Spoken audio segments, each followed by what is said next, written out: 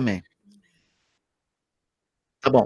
Então, irmãos, continuando, na verdade, terminando, né, o capítulo 5 da Confissão de Fé, que fala sobre a providência de Deus. Só lembrando para quem não estava acompanhando as aulas, que providência a gente está considerando aqui como se fosse o governo de Deus sobre tudo que ele criou. Né? Providência, de uma maneira geral, a gente pode entender dessa forma. É o governo de Deus sobre tudo que foi criado. Sobre todas as coisas, na verdade, né? Então, é bem curto aqui o que a seção 7 fala. Diz assim: como a providência de Deus se estende, em geral, a todas as criaturas, e eu quero começar explicando o que a confissão quer dizer quando ela fala se estende, em geral, a todas as criaturas. Nós vamos ver a seguir que ele está querendo dizer, que os teólogos de Westminster estão querendo dizer, que a todas as criaturas que são fiéis e as criaturas que são infiéis. Ou seja, quando fala aqui no início dessa seção 7, todas as criaturas em geral, quer dizer tanto a crentes quanto a não crentes. Tá, irmãos? É essa a ideia aqui no início da confissão. Então, ele fala isso para quê? Para enfatizar o seguinte: assim, pois, de um modo muitíssimo especial, essa mesma providência cuida de sua igreja e tudo dispõe a bem dela, né? Ou para o bem dela. Então, parece que tem pouca coisa hoje, irmãos, mas quando a gente for discutir os textos, a gente vai aprender muita coisa aqui. Então, vamos começar. Amós, capítulo 9, versículos 8 a 10, dizem o seguinte: sucederá que naquele dia, diz o Senhor Deus. Não, 9, 8 a 10. Eis que os olhos do Senhor Deus estão contra este reino pecador, e eu o destruirei de sobre a face da terra. Só para situar os irmãos, nesse texto, Deus mandou uma mensagem através de Amós, uma mensagem de juízo para o povo de Israel, que estava na idolatria, né, como normalmente ficava, e aqui vem uma mensagem de juízo. Então, este povo pecador, aqui, este reino pecador, é o reino de Israel, tá, irmãos? Não é um reino gentil, um reino qualquer, não, um reino de Israel mesmo. Então ele fala: eis que os olhos do Senhor Deus estão contra este reino pecador, e eu o destruirei de sobre a face da terra. Mas não destruirei de todo a casa de Jacó, diz o Senhor. Versículo 9. Porque eis que darei ordens e sacudirei a casa de Israel entre todas as nações, assim como se sacode trigo no crivo, sem que caia na terra um só grão. Todos os pecadores do meu povo morrerão à espada, os quais dizem: o mal não nos alcançará, nem nos encontrará. Então, irmãos, o que esse texto está ensinando para a gente? Está ensinando que Deus é juiz sobre todas as criaturas, inclusive juiz sobre o seu próprio povo, não é? Quando a gente pensa sobre o povo de Israel, no Velho Testamento, há pessoas que acreditam que todas as pessoas que faziam parte do povo de Israel eram crentes. Isso não é verdade, irmãos. Você tem que olhar para o povo de Israel no Velho Testamento como se fosse a igreja visível do Velho Testamento, e não a igreja invisível. O que é a igreja visível? A igreja visível é aquele corpo, aquele grupo de pessoas que confessam serem crentes, mas que, às vezes, no interior, a pessoa não é crente, não. Né? É por isso que, dentro da igreja visível, há muita gente que não é crente. Muita gente que não é crente. É por isso que a Bíblia diz que no meio do trigo há também o joio. Então, quando você olhar para o povo de Israel no Velho Testamento, não pense assim: se fazia parte da nação de Israel, então todo mundo era crente ali, com certeza. Não. Pensa assim: o povo de Israel era a igreja visível do Velho Testamento. Na igreja visível, tem crente de verdade e crente que não é de verdade? Tem. Então, da mesma forma, a gente vai olhar assim a nação de Israel. Naquela época, a nação de Israel, ela estava pecando contra o Senhor. Então, ele falou que ia julgar. Aí, no versículo 9, ele diz assim, Eis que darei ordens e sacudirei a casa de Israel entre todas as nações. Por quê? Porque ele ia mandar a nação de Israel para o cativeiro, e lá no cativeiro ele fala que vai sacudir a casa de Israel. Ou seja, Deus vai fazer com que o povo no cativeiro passe por um rebuliço, passe por uma dificuldade, passe por problemas, por várias coisas, não é? E com isso ele tem um objetivo em mente. Qual é o objetivo? Assim como se sacode trigo no crivo, sem que caia na terra um só grão. Ele está querendo passar o povo pelo crivo, não é? E ele está afirmando aqui, só quem vai escapar, no final das contas, vai ser o verdadeiro trigo.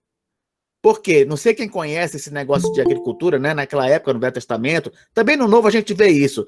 Eles pegavam o trigo, pegavam lá o cereal, passavam ali na peneira, balançavam, na intenção de separar, não é? O trigo, o cereal, da sujeira, da palha. Então eles passavam pela peneira. Deus vai mandar o povo para o exílio. Olha aí, tá vendo como é que envolve sofrimento de novo? Isso faz a gente lembrar da aula passada, né, irmãos? Deus normalmente ele usa o sofrimento para fazer o bem ao seu povo. Eu sei que isso não soa bem, muitas pessoas não gostam dessa ideia de que Deus fica usando a adversidade, fica usando o sofrimento, mas Deus é assim, ele age dessa maneira. No caso aqui, o exílio, ele vai servir como um crivo para que Deus separe o trigo do joio, não é? Muitos foram para o exílio e ali sofreram e morreram e foram condenados. Muitos foram para o exílio e ali sofreram, né? Mas ficaram mais fiéis a Deus. Muitos foram salvos. A gente vê, por exemplo, a história de Daniel e seus amigos. A gente percebe que lá no livro de Daniel, Deus não poupou Daniel nem seus amigos do sofrimento e nem da adversidade. Se você for olhar, Daniel, inclusive, chegou a ser jogado numa cova cheia de leões. Sadraque, Mesaque e Abednego chegaram a ser jogados dentro de uma fornalha. Então, irmãos, vocês percebem que ali eles passaram por uma situação de morte. Não foi simplesmente um problema qualquer. Não, passaram por uma situação de morte. Normalmente, quem for jogado num lugar onde só tem leão vai morrer. Normalmente, quem for jogado num lugar onde tem fogo vai morrer. Então, Deus não poupa a igreja do sofrimento. Não poupa a igreja do sofrimento.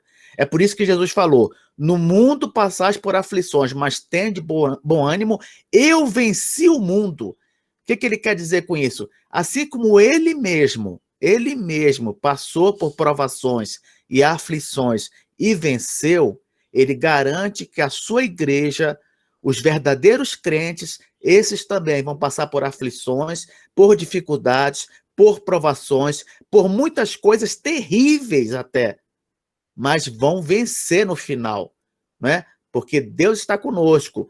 Lembra daquelas pregações sobre o Salmo 23? Ainda que eu ande pelo vale da sombra da morte. Quer dizer, Deus não garante que a gente nunca vai passar pelo vale da sombra da morte. Deus não garante isso, né? Ah, mas Kleber, até hoje eu nunca passei por um sofrimento sério. Graças a Deus. Você tem que louvar a Deus por isso, né? Eu nunca passei por um perrengue muito grande, nunca tive uma perda muito forte. Amém. Graças a Deus.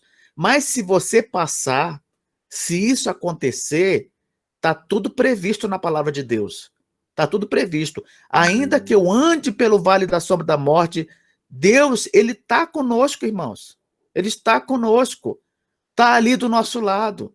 Ainda que eu esteja num barco e esteja havendo uma tempestade que tudo indica que vai afundar o barco, Deus está ali conosco. Cristo está conosco. Ah, mas Cristo parece que está dormindo. Parece que Deus está dormindo. E os próprios discípulos de Cristo, quando viram Jesus dormindo, chegaram a pensar: Senhor, não te importa que pereçamos? Às vezes a gente vê Deus quieto, dá a impressão que ele está dormindo. E muitas vezes nós somos tentados até a reclamar: o Senhor não se importa conosco? Está vindo a tormenta, está vindo a tempestade, e o Senhor não está nem aí para uma situação. Ele está no barco conosco. Ele está no barco conosco. E no momento que ele acha melhor, ele se levanta e age. Jesus ali levantou e mandou que o mar e a tempestade se calassem. Então, o nosso Deus é assim. Ainda que ele pareça em silêncio, ele tem um cuidado especial com os seus. Ele tem um cuidado especial com os crentes. Ele tem um cuidado especial com a igreja. Com a igreja. Não é? Vocês lembram que quando Paulo perseguia a igreja, estava no caminho de Damasco, e aí Jesus apareceu para ele e falou: Saulo, Saulo, por que me persegues? Aí a gente estranha a pergunta de Jesus, porque Saulo não estava perseguindo Jesus, ele estava perseguindo a igreja, não estava perseguindo Jesus. Mas Jesus pergunta: por que me persegues? Ele fez essa pergunta justamente porque perseguir a igreja é perseguir a ele. Mexer com a igreja é mexer com ele. Cristo toma as dores da igreja. Cristo se coloca no lugar da igreja. Sabe aquele menino que fica valente e confiante porque tem um irmão mais velho e forte que pode protegê-lo? Que ele sabe que se algum menino vier bater nele, é só ele chamar que o irmão mais velho está lá para protegê-lo, né? Quem mexe com a igreja, mexe com o Senhor. Quem mexe com um crente, mexe com Cristo. E Jesus não está longe, ele está do nosso lado. Tem um filme de Franco Zeffirelli, aquele filme Jesus de Nazaré, e tem uma parte no final do filme que eu acho a mais bonita do filme. Não vou dizer do filme todo, mas uma das mais bonitas do filme, no final, que aparece Jesus sentado e ele está encostado no peito dele, de um lado Pedro e do outro lado acho que é João.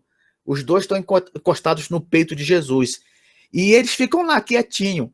Aí vai anoitecendo e Pedro fala assim: Senhor, já está anoitecendo, não vá embora. Porque eles sabiam que a qualquer momento ele deveria partir, né? Então ele fala: Senhor, já está anoitecendo, não vá embora. Aí termina o filme Jesus falando assim: não se preocupem, eis que estou convosco todos os dias, até a consumação dos séculos. E aí termina o filme. É isso, irmãos, é isso. A noite vem chegando e a gente fica meio angustiado, né? Senhor, não vá embora, continua aqui, fica aqui. Eis que estou convosco todos os dias, até a consumação dos séculos. Então ele mandou todo mundo para o cativeiro? Mandou, é verdade. Mas ele estava com seu povo, ele estava com o trigo, ele estava com os crentes, mesmo aqueles que morreram no cativeiro, até com sofrimento, Cristo, Deus, estava com eles e os recebeu. Eu quero terminar o comentário desse trecho lembrando aos irmãos também o martírio de Estevão.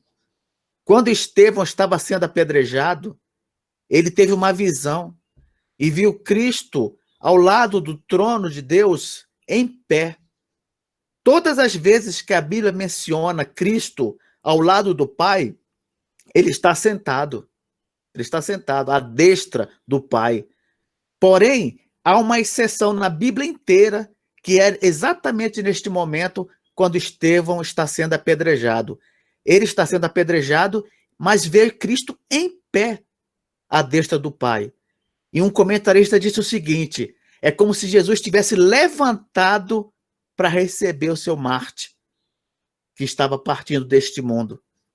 Então é assim, irmãos. A gente não vê, mas no dia que nós tivermos de partir, quem sabe nós não vamos ter uma visão do Senhor à destra do Pai, em pé, com os braços abertos, pronto para nos receber. Não é? Essa que tem que ser a confiança da igreja, o consolo da igreja. Ainda que Deus estenda o seu governo e a sua providência sobre todas as criaturas, de uma forma muitíssimo especial. E é bonito isso aí, como os teólogos de Westminster colocaram. muitíssimo especial, ele exerce essa providência, cuidando da sua igreja e tudo dispondo para o bem dela. Tá, irmãos? Vamos para outro texto, Mateus, capítulo 16, versículo 18. Diz assim, Mateus 16, verso 18.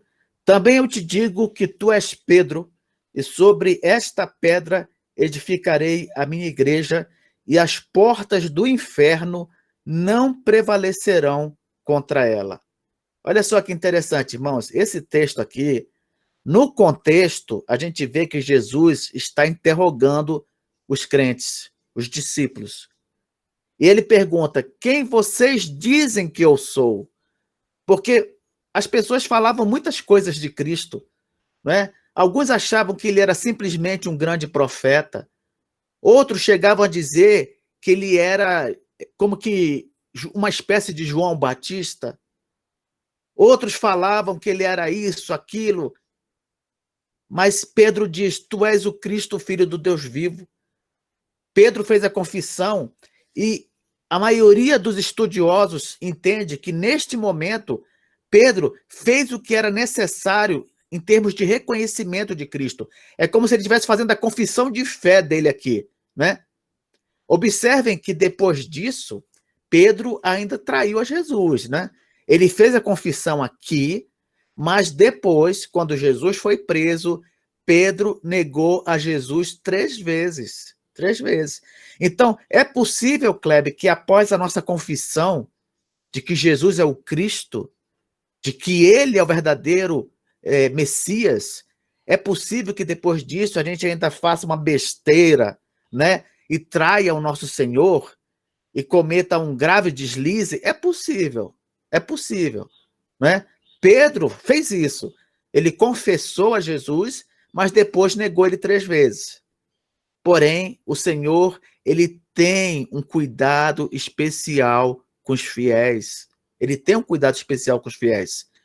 Ainda que nós façamos alguma coisa que desagrade ao Senhor, ele pode até nos punir, não é? Porque de Deus não se zomba. Aquilo que o homem semear, isso ceifará. Em Hebreus capítulo 12, está escrito que ele açoita a todo filho a quem recebe, que um verdadeiro filho de Deus não fica sem disciplina. Então, ainda que nós cometamos um deslize, certamente Deus, ainda que ele também nos discipline, ele não vai nos abandonar. Ele vai estar conosco. Quando um pai ou uma mãe bate num filho porque o filho está desobedecendo, está sendo mal criado, né? Pode até passar pela cabeça do filho que aquele pai e que aquela mãe não o amem muito, né? Ah, não me ama, não sei nem se me ama, está me batendo, está me disciplinando, está me castigando, mas nós sabemos o quanto nós amamos nossos filhos. Nós sabemos o quanto eles são importantes para nós. E nós sabemos também que eles podem errar 1 milhão de vezes. 1 milhão de vezes. Ainda que nós disciplinamos nossos filhos 1 milhão de vezes, nós nunca vamos deixar de amar nossos filhos. Não é verdade? Não é verdade? Você que é pai, você que é mãe, você está entendendo o que eu estou falando, não é? Ainda que o nosso filho, Deus o livre, se torne um marginal, venha a ser preso e seja punido pela justiça, jamais vamos deixar de amá-lo. Jamais vamos deixar de amá-lo, porque é nosso filho, é nossa filha. Assim também é Deus. Nós cometemos erros? Cometemos. Vamos continuar cometendo? Infelizmente vamos. Seremos disciplinados? Seremos. Mas o amor de Deus sobre nós vai mudar em algum momento? Jamais. Jamais vai mudar. Deus sempre vai nos amar. Tudo que Deus fizer na nossa vida, ainda que não entendamos, é fruto do seu amor. Agora, já o ímpio não pode dizer isso, né? O ímpio não pode, não tem garantia nenhuma. Tudo que o ímpio passa nas mãos de Deus, ele não tem garantia nenhuma do cuidado de Deus, do amor de Deus, da preocupação de Deus. Não tem. Por quê? Porque ele não é um filho. É diferente. Então, aqui nesse texto, Pedro confessou, né? E Jesus falou para ele: sobre esta pedra edificaria a minha igreja, e as portas do inferno não prevalecerão contra ela. Contra quem? Contra a igreja. Esse texto aqui, irmãos, eu acho que ele é muito mal interpretado. Por quê? Quando Jesus fala, as portas do inferno não prevalecerão contra ela, contra a igreja, muitas pessoas costumam dizer que isso aqui é uma referência aos demônios, né, aos poderes do mal. Aí você vê pregadores dizendo, por exemplo, que nós, a igreja, as portas do inferno não vão prevalecer, porque nós, igreja, vamos derrubar as portas do inferno e vamos arrancar as pessoas que estão indo para lá, os que já estão lá, né? Vamos pregar o evangelho e vamos derrubar as portas do inferno e vamos tirar as pessoas que estão lá, que não sei o quê. Irmãos, isso aí pode pegar bem numa igreja pentecostal ou neopentecostal, não é? Mas numa igreja reformada, essa interpretação aí ela é muito fraca, muito fraca. Primeiro que inferno não tem relação com poderes do mal. Veja se vocês me entendem. Inferno na Bíblia tem relação com sofrimento, com punição. É por isso que o salmista dizia assim, ó, angústias do inferno se apoderaram de mim. Por quê? Porque a ideia de inferno na cabeça do judeu do Velho Testamento, né, era sempre aquela ideia de lugar de sofrimento, lugar de punição, tá? Então, outra coisa também, segundo a Bíblia, Satanás nem os demônios estão no inferno. A gente costuma pensar que Satanás, ele é líder lá no inferno, ele está mandando lá, né? E que lá está cheio de demônio. Não tem demônio no inferno. Satanás não está no inferno. O inferno é um lugar de sofrimento, de punição, é onde Deus exerce o juízo contra o pecado. Aí você fala, Kleber, você quer dizer então que o inferno é um lugar de sofrimento causado por Deus? Exatamente. É lá no inferno que Deus pune o pecador. Não é? É lá que ele exerce o juízo dele de forma plena sobre o pecador. Então, o que acontece? As pessoas falam assim, o diabo está no inferno, está mandando lá. O diabo não está no inferno. O diabo está solto. Está aprontando aí todo o tempo. Ele e os demônios dele.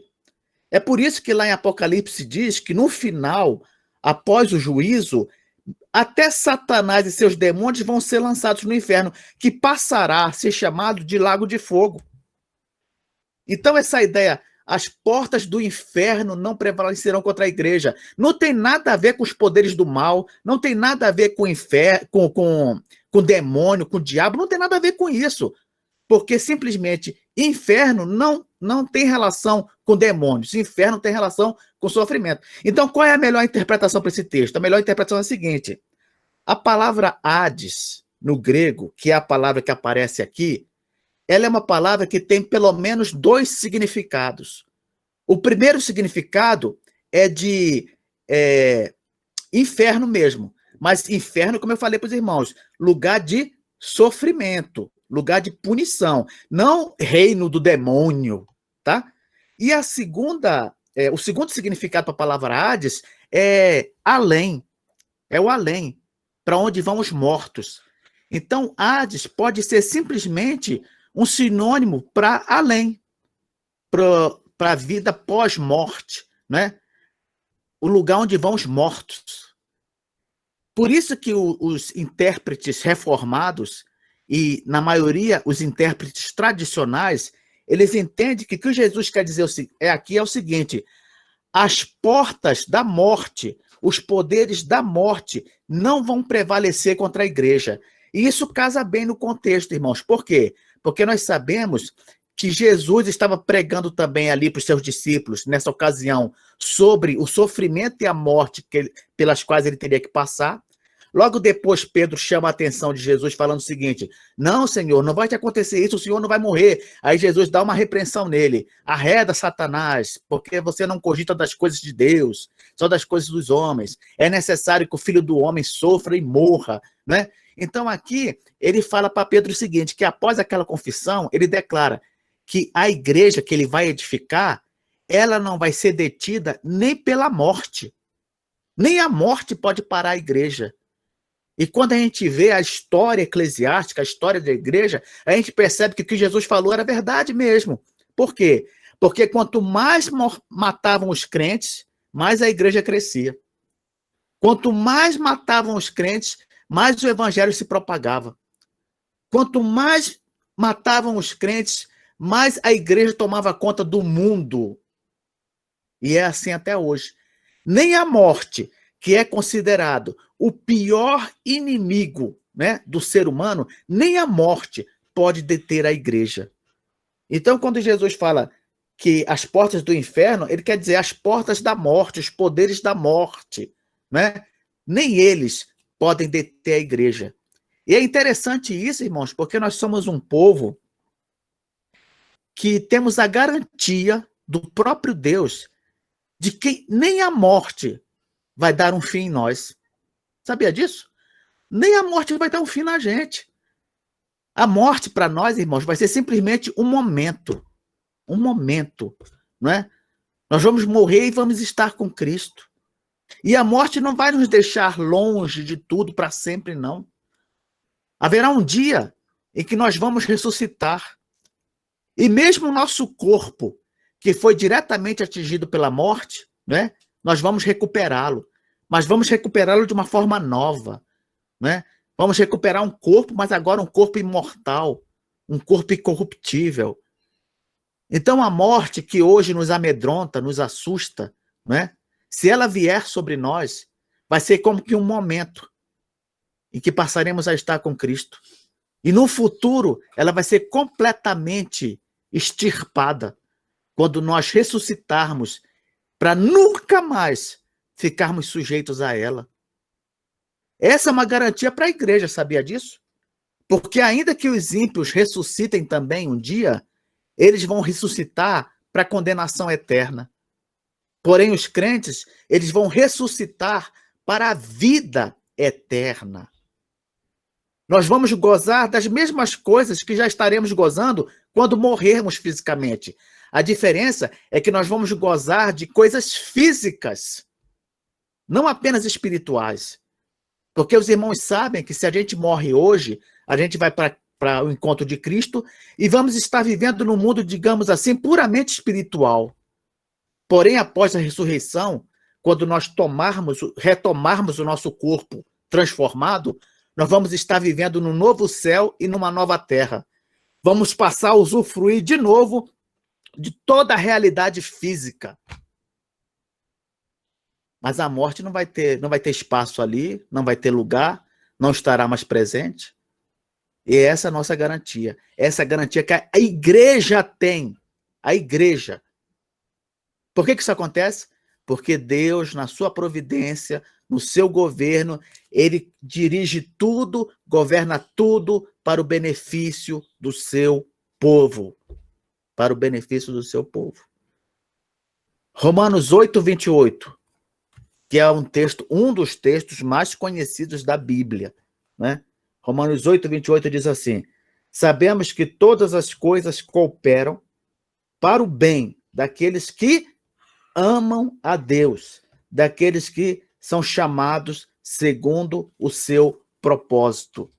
Lembra que eu falei para vocês, irmãos, que no caso do ímpio, a coisa é complicada porque ele não tem garantia nenhuma da bondade de Deus no que acontece na vida dele, né? Não tem garantia nenhuma. O que você quer dizer, Cléber? Quero dizer o seguinte: vocês já perceberam que o amor de Deus e a bondade de Deus se manifesta sobre todos, né? Tanto é que aquele ímpio que fica zombando de Cristo, aquele ateu que fica zombando da igreja, do povo de Deus e tudo, fica escrevendo, falando contra o povo de Deus, esses aí respiram, têm saúde, muitas vezes têm uma vida boa, não é? Por que isso acontece? É o amor de Deus. O amor de Deus sobre a vida deles, né?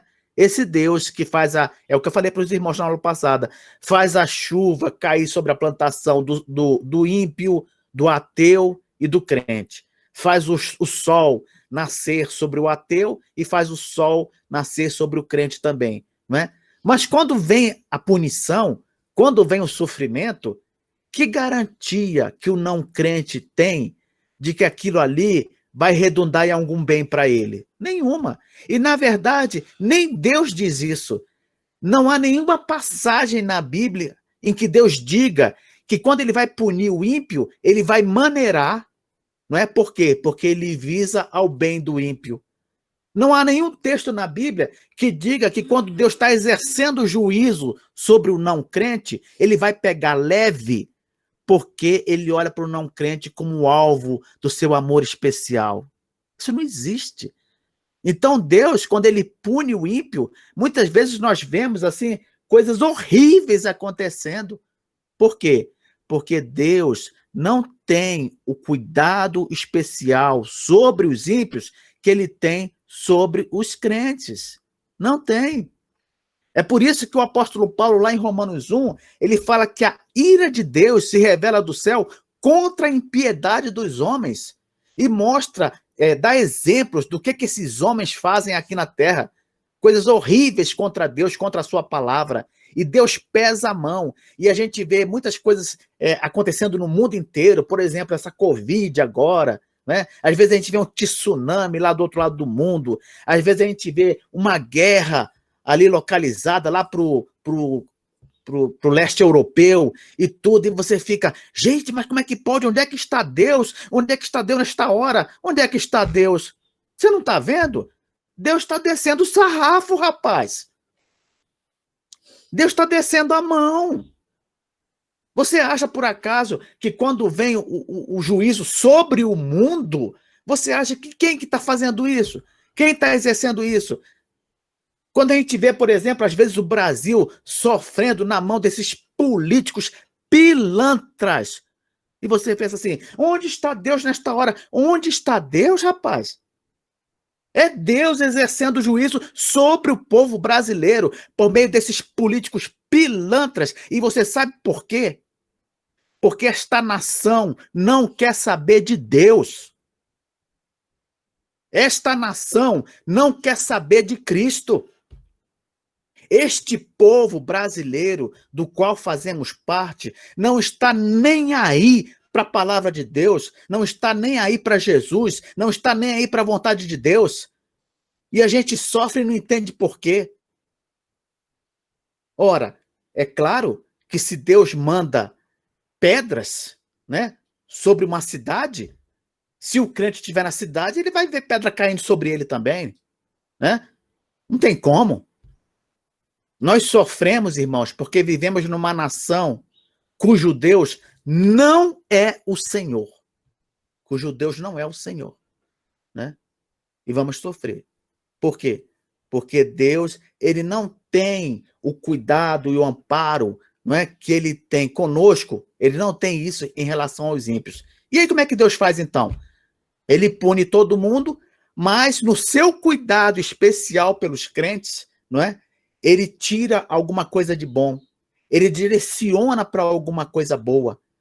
Então, ainda que nós estejamos sofrendo com os outros brasileiros, porém, no nosso caso, Deus está direcionando todas as coisas para que desses problemas a gente saia numa situação melhor. A gente saia numa situação proveitosa.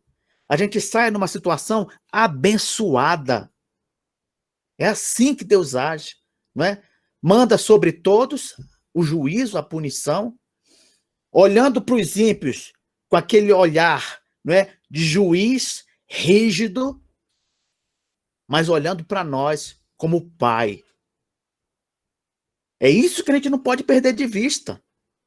Deus está agindo, mas para nós ele age de uma forma especial, com cuidado e amor. Um outro texto, 1 Timóteo, capítulo 4, versículo 10.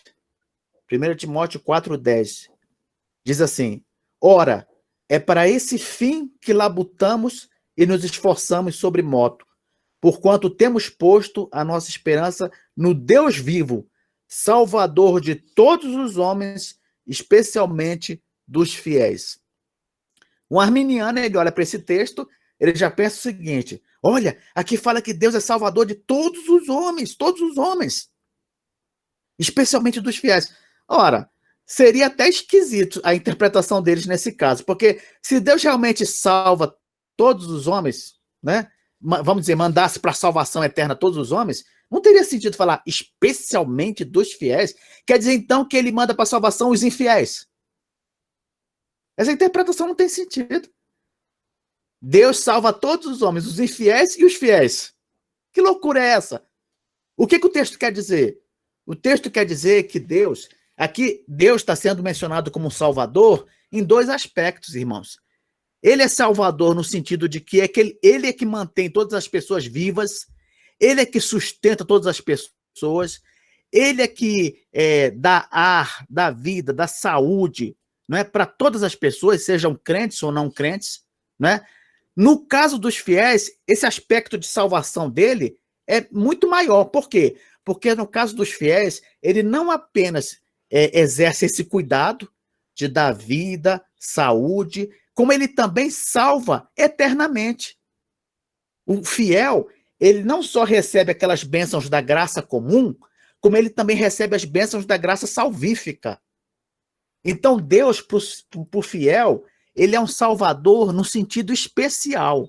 Não é? Não é só aquele salvador que salva de um problema, né, de uma dificuldade de doença, como ele faz muitas vezes com os não crentes, de uma dificuldade de não ter dinheiro, de uma dificuldade de problema familiar, de uma dificuldade, seja lá qual for. Não.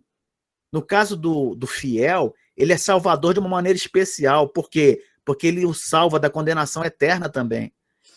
Então, o que o texto está falando? Que Deus, nós temos todos os benefícios que os não crentes têm, né, da graça comum, mas além desses benefícios, nós temos também os benefícios especiais, né? Aquela graça considerada especial. A gente não pode esquecer que Paulo, lá no capítulo 17 de Atos, ele fala que nele nos movemos e existimos. Então, todas as pessoas do mundo, seja crente ou não crente, todas elas só vivem e usufruem de algum benefício nesta vida por causa de Deus.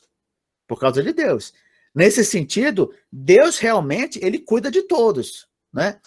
Ele cuida de todos. Mas, quando a gente fala especificamente do crente, nós temos aí um cuidado especial de Deus. Um cuidado especial. Por quê? Porque ele tem um plano na vida do crente, é como diz aquela música, Deus tem um plano, né, para cada criatura. Na verdade, Deus tem um plano, mais na vida do crente mesmo, né? Porque quando a gente fala em plano, a gente pensa numa coisa boa, especial, né? Os planos que Deus tem para os ímpios, não é bom nem mencionar. É plano de condenação no final, né? Tem gente que é tão piedoso que ora, às vezes, até pela conversão do diabo. Meu filho, não perca seu tempo, não. Deus tem um plano para o crente e para o não crente. Deus tem um plano para o santo e para o ímpio. No caso de Satanás, Deus tem um plano para ele também, mas é um plano ruim. É um plano no final que vai terminar em condenação. No caso do crente, não. É um plano abençoado. Ainda que o crente passasse por essa vida só sofrendo, e isso eu nunca vi, né? Uma pessoa, um crente que só sofresse nesta vida, nunca vi isso, nunca nem li sobre isso. Mas ainda que um crente passasse essa vida só sofrendo, o que seriam 70, 80, 90 anos comparado à vida eterna? O que seria? Não seria nada.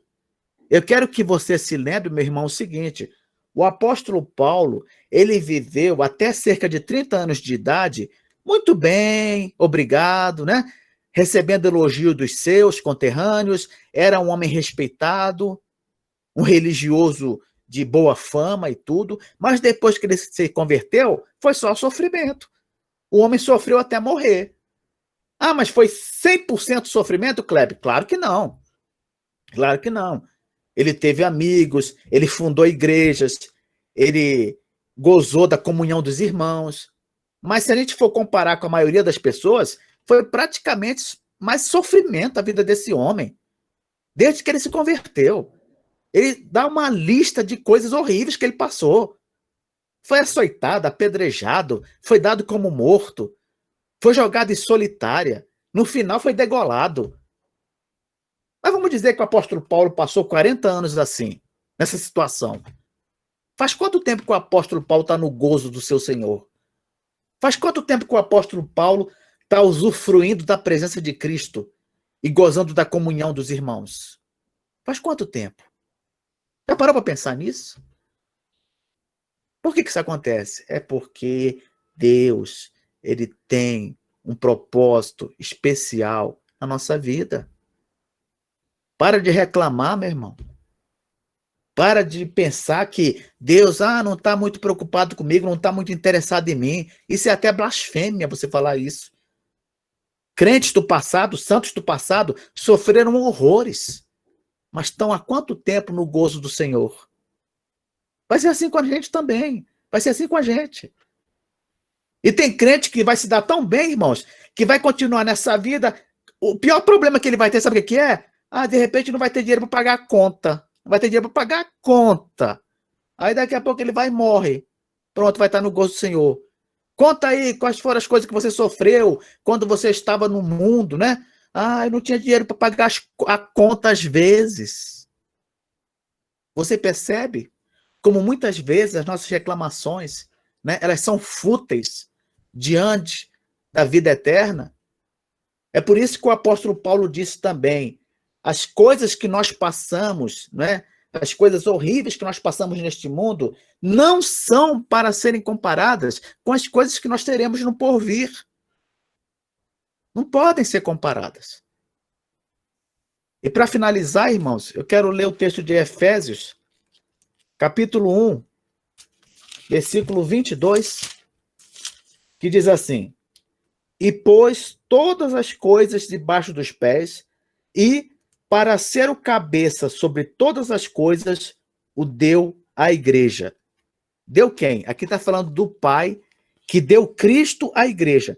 Se a gente inverter e colocar essa última frase no meio, e colocar do meio para o final, a gente vai ler assim, e pôs todas as coisas debaixo dos pés, e o deu à igreja, deu Cristo à igreja, Cristo, que tem todas as coisas debaixo dos seus pés, para quê? Para ser o cabeça sobre todas as coisas. Então, quando a gente fala sobre Cristo reinando soberano, Deus faz questão de enfatizar, esse que está reinando e soberano é o cabeça da igreja. Esse que está sobre todas as coisas, ele é aquele cujo corpo somos nós, o seu povo. Estamos juntos com ele, estamos conectados com ele. Ele reina sobre tudo, governa sobre tudo, exerce sua providência sobre tudo, e nós estamos com ele. Estamos conectados. Ele é o nosso cabeça, ele é o nosso líder. Ele é a cabeça do corpo também. É dele que vem a nossa vida, a nossa energia, a nossa força. É ele que nos impede de cair. É ele que nos direciona, nos conduz. É ele que opera em nós o querer e realizar o tempo inteiro.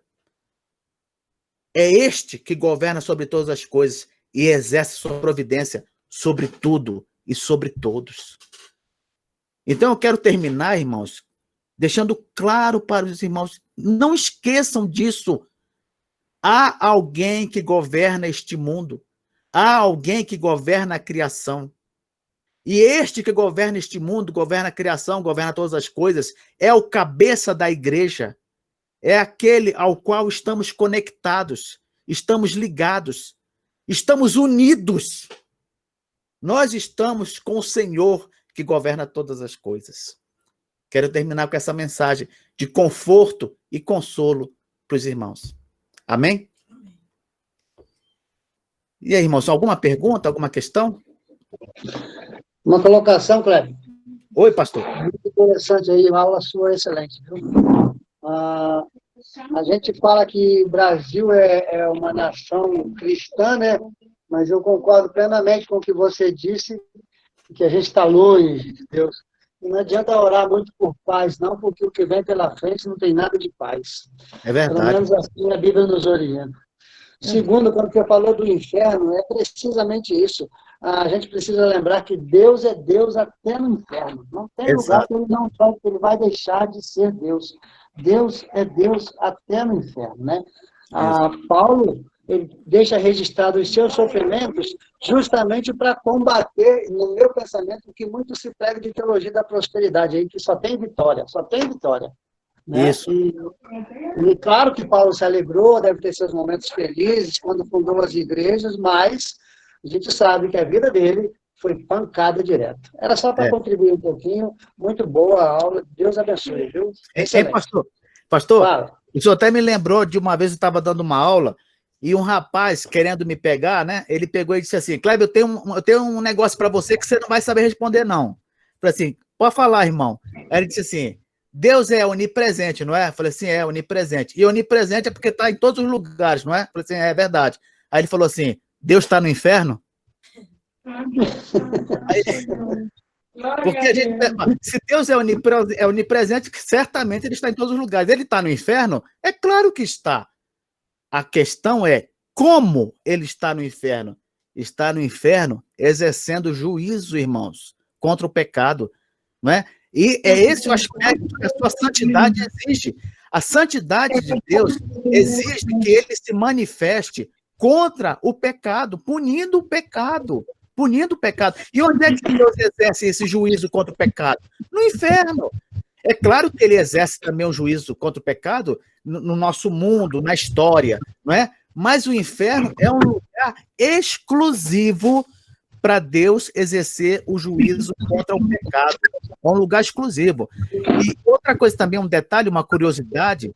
Ah, mas Jesus morreu no nosso lugar, foi condenado no nosso lugar, mas Jesus não foi para o inferno. Irmãos, o caso de Jesus foi um caso à parte, mas Jesus sofreu as mesmas coisas que sofreria se tivesse ido pessoalmente ao inferno. Sabe por quê? Porque Jesus sofreu lá na cruz, as angústias do inferno. Jesus não foi até o inferno, não. O inferno foi até Jesus na cruz do Calvário. Jesus sofreu na cruz do Calvário todas as angústias que nós sofreríamos se fôssemos pessoalmente condenados ao inferno. O inferno foi até a cruz. Foi até a cruz. Então, nunca diga, Jesus não foi ao inferno, Jesus não sofreu o inferno, foi condenado, mas não sofreu o inferno. Sofreu na cruz. E o sofrimento foi tão inexplicável, aquele sofrimento, que ele chegou a dizer, por que me desamparaste? Que mistério, né?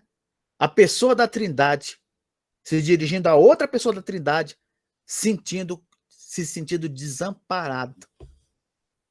Irmãos, não é brincadeira, não. Mais alguma coisinha, irmãos? Querem falar? Kleber, eu tenho uma dúvida. Diga.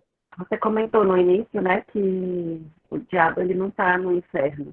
Isso. Na verdade, nem me importa onde ele está, que ele fique bem longe, mas ele estaria aqui na Terra ou ele estaria onde Jesus trancou? Eu ouvi algo sobre isso, eu não sei direito. Não sei se você lembra, quando a gente lê o livro de Jó, no dia em que os filhos de Deus vieram à presença dele, no caso, de acordo com o contexto ali do Velho Testamento, os filhos de Deus era um termo que era muito usado para se referir aos anjos, né? No dia que os filhos de Deus, no dia que os anjos vieram à presença dele, Satanás veio entre eles. Não é que Satanás é filho de Deus, mas ele estava lá junto. É como aquela história, né? No dia que a gente foi para a festa, Satanás veio junto. Satanás estava lá. E aí Deus pergunta, onde é que você estava? E aí Satanás fala assim, eu fico de rodear a terra. Satanás, ele está solto. Ele está solto, andando pela terra. O apóstolo, ele chega a dizer o seguinte, que Satanás, ele está, na verdade, como um leão ao redor, né? Procurando-nos para devorar. Satanás não está longe de nós, ele está perto de nós. Ele não está preso em lugar nenhum, não está no inferno, que é um lugar de sofrimento, não é? Ele está procurando atormentar a gente o tempo todo. E ele manda os seus servos, né, os seus demônios, se ocuparem só disso, ficar nos perturbando. Eu acho até que o texto diz que ele está ao nosso derredor Porque no Salmo está escrito que os anjos do Senhor acampam-se ao redor, né? Às vezes a gente pensa assim, será que não tem alguma relação? Porque a gente não pode esquecer que ainda que Satanás esteja ao nosso derredor como leão para nos devorar, os anjos de Deus também estão aqui. Os anjos do Senhor também estão aqui ao nosso redor, acampados ao redor dos que amam ao Senhor, né? Então, essa briga no mundo espiritual que a gente não vê, ela é real, ela existe, né? Mas Satanás não está preso, não, ele está solto, está aprontando aí o tempo todo. Entendi, Tem obrigada. Kleber. Aula maravilhosa. Oi? Tentando assim, até dar uma contribuição nesse tema, Certo. Apocalipse 12, versículo 12, diz, ai dos que habitam sobre a terra, né? Porque o diabo desceu até vós e tem grande ira, sabendo que tem pouco tempo. Isso. A ideia é que o diabo age na terra, só destacando que ele não é onipresente, né? Exato. Ele não pode estar em derredor de um crente aqui em Águas Claras, né? E, ao mesmo tempo, está perturbando um crente lá em Brasília ou lá no Rio de Janeiro, ou seja, ele não é onipresente. Mas ele age na terra e age através dos seus demônios, né? Isso. E também, nesse detalhe de muitas vezes nós invejarmos os ímpios, né? Olharmos para os ímpios, eu também pensei no Salmo 73, 13, né? Que diz o salmista que ele tinha inveja dos ímpios também. Parece que eles se dão bem e o crente parece que se dá mal. Mas, como você falou, a vida de ninguém é perfeita sendo 100% bem, nem 100% mal. Todos Exato. nós, crentes e não crentes, temos momentos bons e ruins. Mas nesta inveja que o salmista tinha do ímpio, né? O versículo 13, ele diz, até que entrei na casa do Senhor e compreendi o fim deles.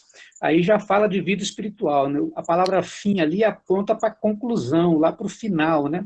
Exatamente. Ou seja, ele começou a entender a vida espiritual, que a vida não é só isso aqui, ele percebeu que o ímpio, ele pode até se dar bem aqui, mas terá um sofrimento total ao final. O justo pode, às vezes, se dar mal aqui, mas não sofrerá a vida eterna, ou seja, terá, no final, tudo de bom, né?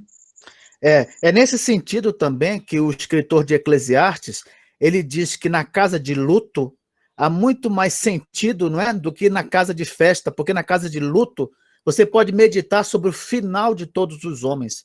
Quando a gente está participando de um velório, a gente tem que pensar ali, olha aí o que vai terminar no final, né? Olha aí o que vai acontecer no final. Será que a gente está preparado para esse final? Será? Tem gente que morreu ali, ó, pode estar no inferno, queimando lá. Então, a casa de luta é o momento da morte, é o momento para a gente pensar no nosso destino eterno, irmãos. Nós que somos crentes, graças a Deus, né, nós temos a garantia de que o nosso destino já está selado, né, desde a fundação do mundo, né, já está preparado o reino. Então, Kleber, Oi? uma pergunta assim, se o diabo está solto, como é que ficaria a prisão dele? A prisão... Ah, tá. Sim. Tá falando de Apocalipse 20, né? Apocalipse 20, que fala sobre o milênio. A interpretação reformada, falando de uma forma resumida aqui para você, é que Satanás ele foi amarrado numa área específica. Qual seria a área específica? Enganar as nações, né? Se você olhar o texto de Apocalipse, fala que ele foi amarrado para não mais enganar as nações. Por que ele diz isso? Porque é o seguinte, quando você vai lá nos evangelhos, você vê que no momento Jesus está expulsando demônios. Eu vou te dar o contexto aqui. Jesus está expulsando demônios e os fariseus e os escribas falam assim, ele expulsa demônios pelo poder do diabo. Aí Jesus fala bem assim, vocês estão malucos, porque se o diabo está expulsando o diabo, então a casa dele já era, vai cair. Porque um reino não pode subsistir, né? Se um está contra o outro. Ele fala, eu expulso pelo poder do Espírito Santo. E aí ele explica, porque para poder amarrar o valente, tem que chegar o mais valente. Então ele está falando que ele, pelo poder do Espírito Santo, está amarrando Satanás ali. Ele amarrou Satanás ali numa área específica. Qual foi? De tomar a vida das pessoas, de possuí-las, não é? Satanás ele é amarrado numa área específica. Quando Apocalipse 20 diz que ele foi amarrado durante os 1000 anos, que nós interpretamos como se referindo à era da igreja, esses 1000 anos, esse milênio, né? Essa é a interpretação normalmente da igreja reformada, essa é a interpretação dos que se dizem amilenistas, Um dia eu posso só falar sobre isso, mas agora só vou te adiantar algumas coisas. Então, Satanás foi amarrado numa área específica, qual seja, enganar as nações. Ele não pode mais fazer isso. Quando você vai para o Velho Testamento, ele era livre para enganar as nações. Tanto é que no Velho Testamento só havia uma nação que servia a Deus assim, como nação, era o povo de Israel. O resto das nações, elas não estavam nem aí para Deus, né? Elas eram ludibriadas por Satanás. É claro, havia um indivíduo... A sua resposta picotou. Não sei se foi... Ah, tá. É claro, havia um indivíduo no Velho Testamento, numa nação diferente de Israel, que talvez servisse a Deus, né? A gente vê exemplos de vários gentios no Velho Testamento que tinham compromisso com Deus. A gente vê Raabe, que era de Jericó, a gente vê Ruth, né, a Moabita, a gente vê Naamã, o sírio, que se interessaram por Deus de Israel, né? Mas no Velho Testamento isso não era normal. No Velho Testamento, as nações eram enganadas por Satanás. Só o povo de Israel é que tinha um compromisso maior com Deus. Já a partir do Novo Testamento, o que acontece? Satanás ele é amarrado. Ele não engana mais as nações. É por isso que Jesus mandou nós irmos a todas as nações para pregar o evangelho e todo aquele que aceitar Jesus será salvo. Então agora as nações estão livres para aceitar Jesus. Aí você encontra hoje japonês crendo em Jesus, chinês crendo em Jesus, americano crendo em Jesus, espanhol crendo em Jesus e por aí vai. Por quê? Porque ele não está mais livre para enganar as nações. Satanás está amarrado nesse sentido só. No resto ele está agindo aí, está serelepe, entendeu? Está serelepe. Uhum. E, Kleber, o texto de Apocalipse também diz que o diabo será lançado dentro do lago de fogo, né? Isso. Ou seja, ele tem também a sua punição, no mesmo inferno onde os ímpios sofrerão, né? O lago de fogo, irmãos, é o nome que será dado ao inferno após o juízo final, tá, irmãos? Vocês sabem que o ímpio, quando a pessoa que não é crente, ela morre hoje, ela já vai para o inferno, mas ela fica tendo um sofrimento padrão lá. É o mesmo sofrimento para todos. No dia do juízo, haverá uma definição do grau de punição. A partir daí o negócio vai pegar. Porque hoje em dia está no inferno todo mundo que não aceitou Jesus, sem considerar como a pessoa agiu neste mundo, entendeu? Sem considerar as obras dela. Simplesmente o fato dela ter aceito ou não Jesus. Ah, não aceitou Jesus? Vai para o inferno. Ah, o bom pai de família não aceitou Jesus? Não aceitou Jesus, mas era um bom pai de família. Não interessa. Vai para o inferno. Ah, mas Hitler não aceitou Jesus. Hitler era terrível, era um genocida. Foi para o inferno também, não aceitou Jesus? No dia do juízo, vai ser definido o grau de punição do Hitler e do bom pai de família. E aí eles vão ser lançados no lago de fogo, que é o inferno, mas o inferno agora com os graus de punição definidos individualmente, tá? Até uma outra contribuição aí, Kleber, eu acho que ajuda a gente a entender também duas coisas. Que o próprio diabo terá sua punição, então ele será lançado no lago de fogo, e quando Jesus se refere àquelas cidades, Corazim, Betsaida, né, diz que para eles haverá mais rigor na punição do que para Sodoma e Gomorra, e para Tiro e Sidom, porque se naquele tempo, né, eles tivessem tido um encontro com o Filho de Deus, seriam se arrependidos. Então há grau de punição de fato. Inclusive, a gente percebe que o próprio diabo sofrerá o seu grau de punição. Exatamente. Então, olha só, é até interessante o irmão ter citado esse texto, porque você vê que Tiro e Sidom, né, eles já estão no inferno, mas no dia do juízo haverá um rigor maior para eles, né, porque aí vai definir com exatidão o grau de punição que eles vão receber. Eles já estão no inferno porque eles não creram no Senhor, não aceitaram, né, o Senhor. Para ir para o inferno, irmãos, hoje só basta isso. Não crê em Jesus como seu Salvador. Só isso já basta para ir para o inferno, né? Então tá bom, irmão. Vamos orar para terminar. Senhor Deus, Pai querido, nós te louvamos por mais esta oportunidade que temos de estudar a tua palavra e aprender com ela, Senhor. Nós queremos te agradecer por esse cuidado muitíssimo especial, como dizem os teólogos de Westminster, que o Senhor tem sobre a tua igreja. Ó Deus, quem somos nós, Senhor? Apenas pó. mas o Senhor derrama sobre nós esse teu amor insondável, esta tua graça maravilhosa, a tua misericórdia, e nós só podemos te louvar, só podemos te agradecer, só podemos encher o nosso peito num grito de louvor ao Senhor e de exaltação ao Senhor, por tudo que o Senhor tem feito por nossa vida. Ó Deus, louvado seja o teu nome, bendito seja o teu nome, em nome de Jesus. Amém.